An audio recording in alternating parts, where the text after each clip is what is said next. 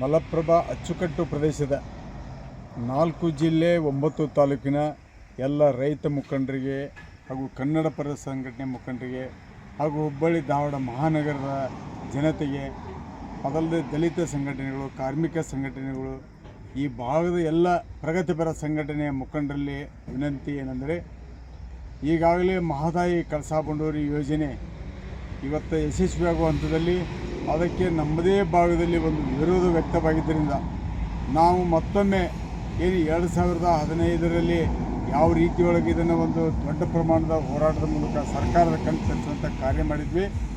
ಮತ್ತೊಮ್ಮೆ ಸರ್ಕಾರಗಳಿಗೆ, ಕೇಂದ್ರ ಹಾಗೂ ರಾಜ್ಯ ಸರ್ಕಾರಗಳಿಗೆ ಈ ರೀತಿ ನೀವು ವಿಳಂಬ ಮಾಡೋದ್ರಿಂದ ಇವತ್ತು ಯೋಜನೆಗಳು ಬೇರೆ ಬೇರೆ ದಿಕ್ಕಿನ ಕಡೆ ಹೋಗ್ತಾ ನಮ್ಮ ಯೋಜನೆ ಯಶಸ್ವಿ ಆಗ್ತಾ ಇಲ್ಲ. ಹೊರ ವಿರೋಧಗಳ ಚರ್ಚೆಯಲ್ಲೇ ಕಾಲಹರಣ ಮಾಡುವಂಥದ್ದಕ್ಕಂತೆ ಕಾರಣ. ಅದಕ್ಕಾಗಿ ಸರ್ಕಾರಿಗೆ 9 ತಾಲೂಕಿನ ಪ್ರತಿಯೊಬ್ಬರು ಕೂಡ, ಮಲಪ್ರಭಾ ಅಚ್ಚುಕಟ್ಟು ಪ್ರದೇಶದ ಪ್ರತಿಯೊಬ್ಬರು ನಾಳೆ 10ನೇ ತಾರೀಕು ಮಂಗಳವಾರ ದಿವಸ ಧಾರವಾಡದ ಕಲಾಭವನದಲ್ಲಿ ಸೇರಿ ಅಲ್ಲಿಂದ ರ್ಯಾಲಿ ಮೂಲಕ ಜಿಲ್ಲಾಧಿಕಾರಿ ಕಚೇರಿ ತೆರಳಿ ಜಿಲ್ಲಾಧಿಕಾರಿಯವರ ಮೂಲಕ ರಾಜ್ಯ ಹಾಗೂ ಕೇಂದ್ರ ಸರ್ಕಾರಕ್ಕೆ ಒಂದು ಒತ್ತಾಯ ಮಾಡುವಂಥ ದೊಡ್ಡ ರ್ಯಾಲಿ ಇದೆ.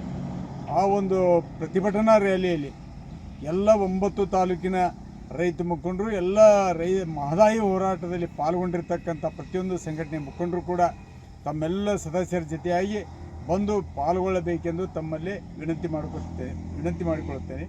ನಾನು ಕರ್ನಾಟಕ ರೈತ ಸೇನೆ ರಾಜ್ಯಾಧ್ಯಕ್ಷ ಶಂಕರಂ.